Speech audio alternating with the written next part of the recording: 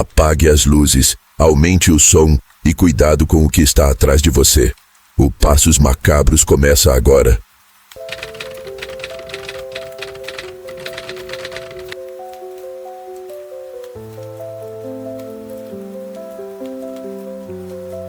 A noite era fria. Não daquele frio que faz a gente tremer, mas um frio morto. Eu estava na varanda, fumando. São 4 da manhã. O silêncio pesava. O Zé morava na frente. Toda sexta tinha gritaria na casa dele. Mas naquela semana, nada. A dona Clara, mulher dele, disse que ele sumiu no domingo. Foi pescar e não voltou. Pensei que tivesse fugido. Mas na terça, o Zé estava lá, sentado na varanda. A dona Clara veio até mim e disse: ele voltou, mas não é ele.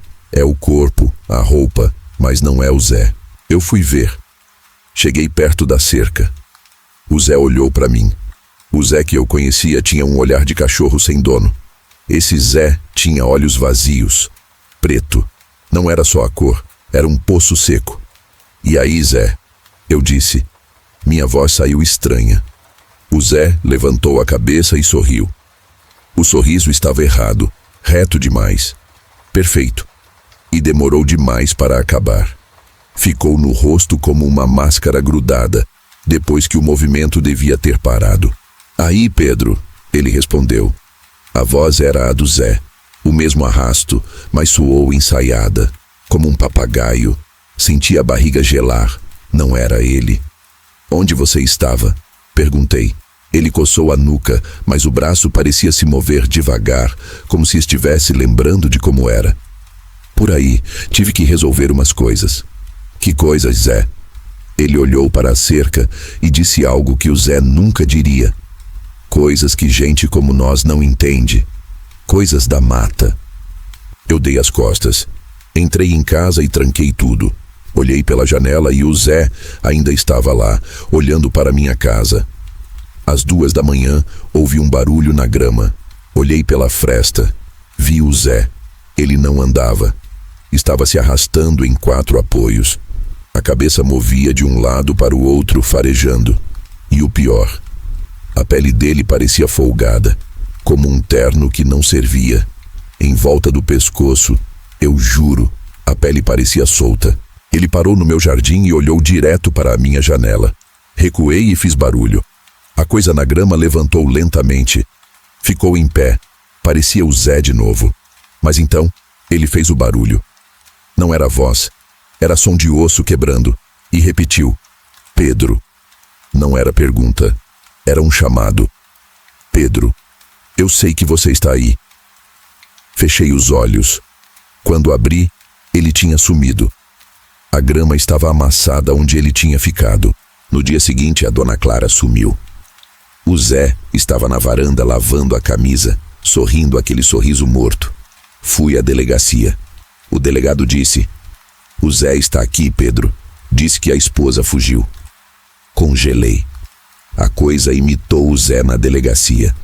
Olhei para fora e lá estava ele, conversando com um vizinho. Parecia humano de novo. Só que ele olhou para mim e piscou. Não foi normal.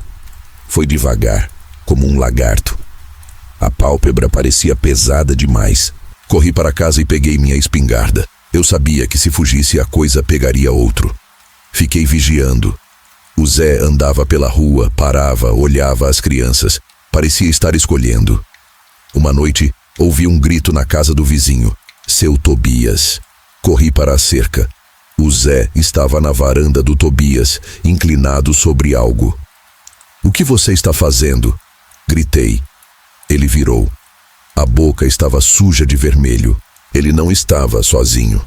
O filho do Tobias estava agarrado na perna dele, rindo. Estou só brincando, disse o Zé. A voz agora era limpa, perfeita. Ele largou um pedaço de carne que segurava. O menino saiu correndo. O Zé deu um passo para a frente. Ali, na luz da lua, eu vi tudo. O corpo dele não parava. A pele derretia, ficava grossa no ombro, fina no braço. O rosto estava esticado. Ele começou a crescer em largura. A pele estalava. Os joelhos dobraram para trás. Ele estava se livrando do molde humano. O que saiu de dentro era grande e escuro, braços longos demais, cheiro de ferro e podre. Ele olhou para mim com 2 pontos vermelhos brilhando. Você não devia ter visto. A criatura falou com muitas vozes misturadas. Ele correu na minha direção rastejando como um inseto gigante. Eu não mirei, só atirei. A criatura caiu com um barulho pesado. Não fui ver. Esperei o sol nascer. De manhã o jardim estava vazio. Só a grama amassada e a camisa do Zé suja de graxa. Fui embora para a cidade grande. Nunca acharam a Clara nem o Tobias. Mudei de nome. Mas até hoje, quando vejo alguém parecido com um conhecido, eu paro. Olho o sorriso. Procuro o erro. Eu sei o que acontece quando a coisa se cansa de imitar. E o medo não passa. É a certeza de que tem algo que usa a nossa cara só para caçar. E que está sempre por perto, esperando o dia que vai usar a minha.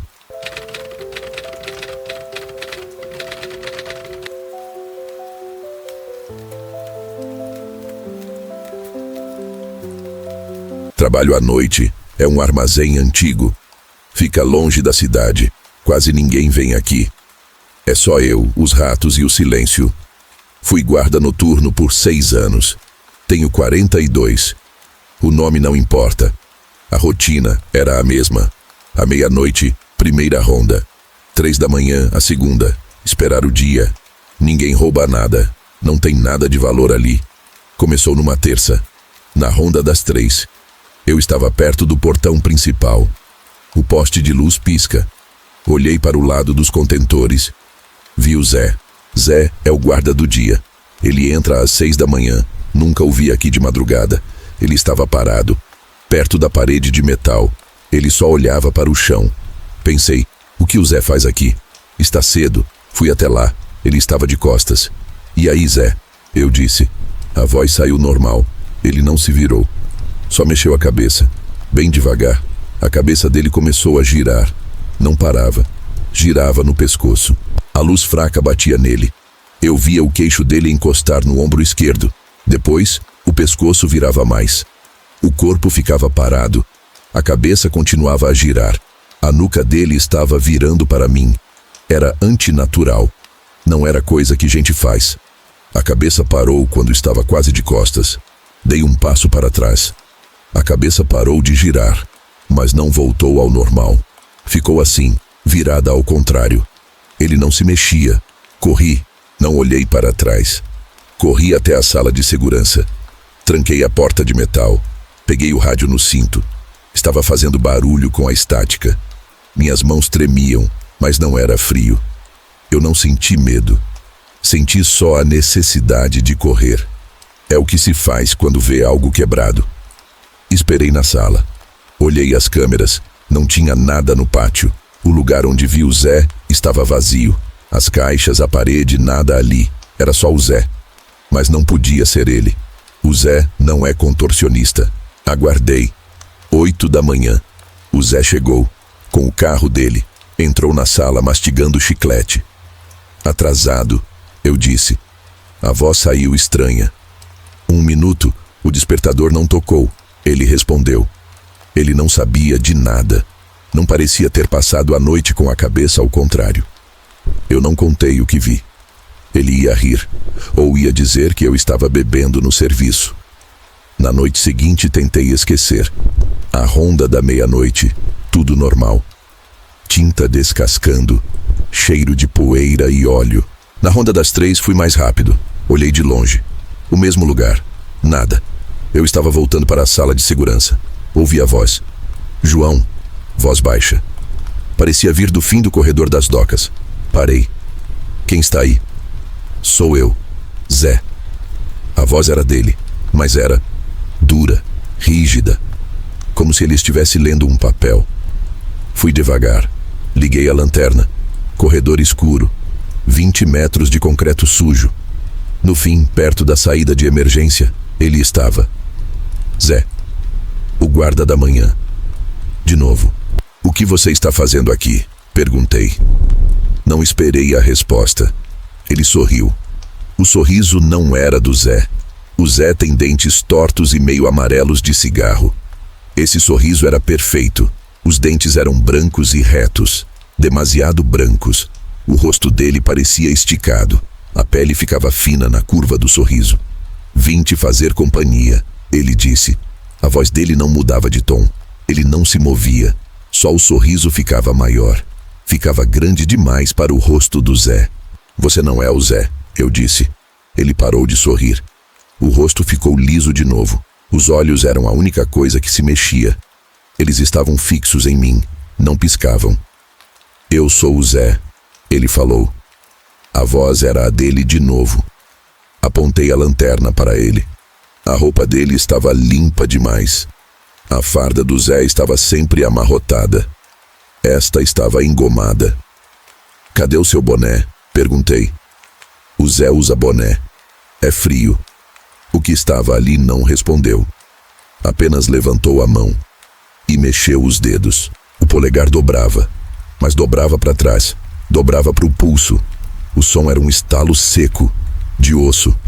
Ele fez isso com todos os dedos, um por um, dobrando para trás, como se os ossos estivessem frouxos, ou não fossem ossos. Soltei a lanterna. Caiu no chão e rolou. Ele deu um passo, e o passo não fez barulho. O piso de concreto não devolveu o som. Me arrastei para trás. Bati as costas na parede. "Você devia ter ficado na sala", o falso Zé disse. A voz era o Zé, mas tinha um eco, como se tivesse outra voz junto, de fundo, uma voz mais grossa e úmida. Vi a chave mestre na minha calça. Eu podia abrir a porta da saída de emergência. A porta estava a 2 metros do bicho. Me levantei rápido. Corri para a porta. Tentei enfiar a chave na fechadura. Minha mão tremia muito. Ouvi um som de corrida atrás de mim, mas o som era de cascos, como um bode, batendo no chão, alto e seco. Não era sapato de guarda. A chave virou. A porta abriu. Eu saí para o beco. O vento frio bateu em mim. Olhei para trás. O Zé falso estava na porta, mas não era mais o Zé. Estava no meio. Nem Zé, nem outra coisa. A forma estava mudando. Os braços estavam compridos. Chegavam nos joelhos. As mãos tinham crescido. Eram como pás. A pele nas mãos estava esticada e brilhava. O rosto estava puxado para o lado. Os dentes ainda brancos, mas eram muitos. Um monte de dentes, em toda a parte do queixo e da testa, crescendo para fora. Os olhos tinham sumido. Tinha só pele onde eles deviam estar. E a boca estava aberta, mas não era a boca de um homem. Era uma fenda escura e irregular.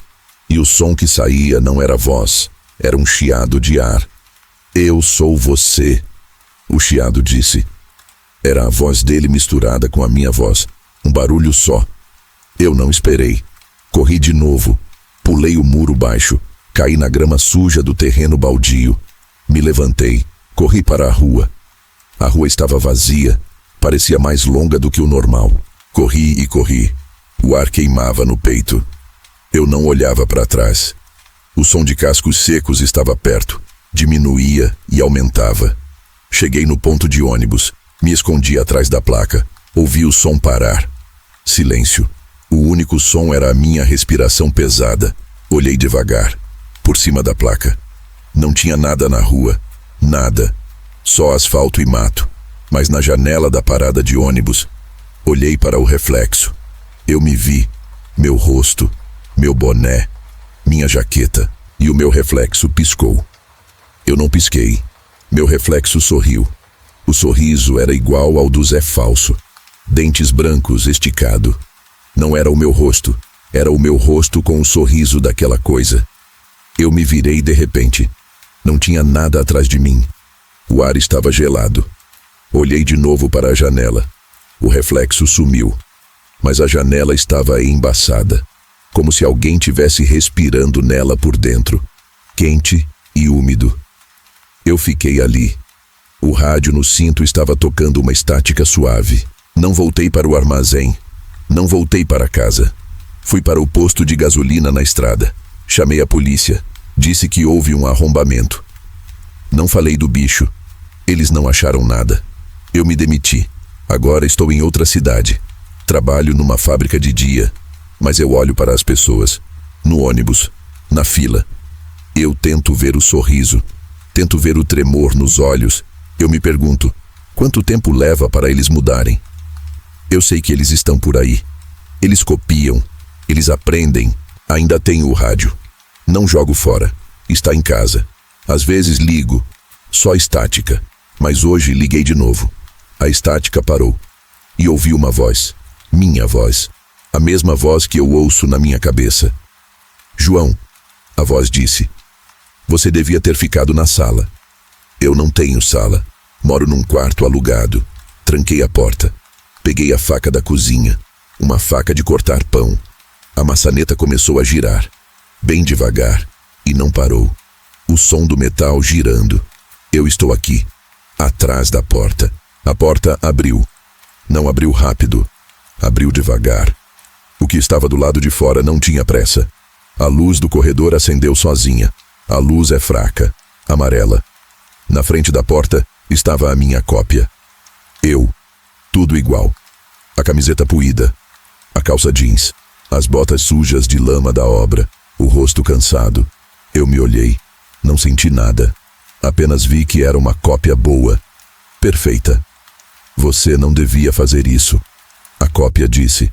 A voz era a minha, mas vazia. Não tinha o pigarro. A minha voz sempre tem um pigarro de fumante. O que você quer? Eu perguntei. Minha voz estava normal. A cópia deu um passo para dentro. O seu lugar. Ela respondeu. É fácil de copiar. Você é simples. Sua vida é simples. Ninguém vai notar. Eu olhei para o pescoço dela. Estava normal. Olhei para a mão. Ela estava parada. Por que você não está sorrindo? Eu perguntei. Não é a hora de sorrir. Você não sorri aqui. Você está nervoso. Eu estou nervoso.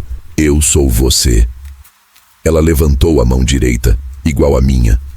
Você não tem medo de mim? Ela perguntou. Não, eu disse. Não tenho mais medo. É só um bicho, como um rato grande. Tem que matar. O bicho se ofendeu. Eu vi isso na cópia. Um leve enrugamento da testa. Eu sou mais que um bicho. Eu sou a sua continuação. Eu faço melhor. Eu não tenho pigarro. Eu durmo direito. Eu não tenho dívidas. Eu ataquei. Não gritei. Não pensei. Fui reto. A faca de pão não é boa, mas é afiada. Enfiei no peito da cópia. Na parte do coração. O som não foi de carne. Foi de madeira molhada. Um som oco. A cópia me olhou. Meus olhos estavam neutros. Não havia dor neles. Ela colocou a mão na faca e empurrou a faca para dentro. Mas o bicho queria que eu empurrasse. Você não sabe como funciona. A cópia disse. O peito dela começou a se abrir em volta da faca. Não era sangue. Era preto. Uma coisa preta e viscosa. Como óleo de motor velho. E de dentro do peito, a faca foi empurrada para fora, não pela mão dela. Por uma coisa, era um pedaço de osso, branco e liso, como uma costela. A costela cresceu e empurrou a faca para longe. A cópia continuou falando. Seu corpo é fácil, os ossos são fracos. Eu aprendi rápido. A costela crescida se mexeu, virou um gancho, veio para o meu pescoço. Eu larguei a faca, me abaixei. Rolei para o lado da cama. A cópia não era rápida, era lenta. Estava se acostumando. Ela deu a volta na costela, olhou para mim. Você não vai me matar. Você não tem a ferramenta. Eu não respondi. Peguei o rádio O rádio ainda estava ligado, na estática. Joguei o rádio no chão, bem perto do pé dela. O chiado da estática era alto. A cópia recuou. Ela cobriu os ouvidos com as mãos. As mãos, minhas mãos, tremiam. Desliga isso, ela gritou. A voz estava rachada, voltando a ser o chiado do beco. A estática incomodava o bicho, o som sem forma. Eu vi o que fazer. Peguei o abajur.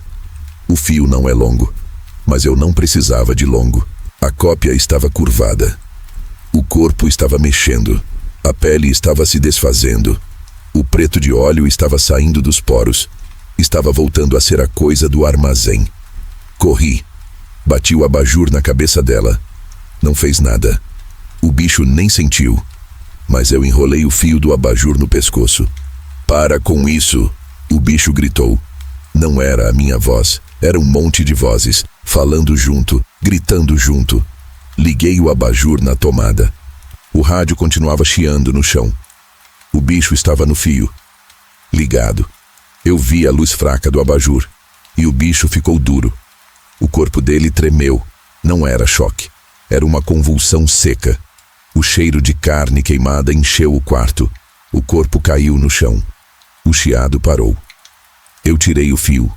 O corpo estava ali. Era o meu corpo. Mas não era. Estava deformado.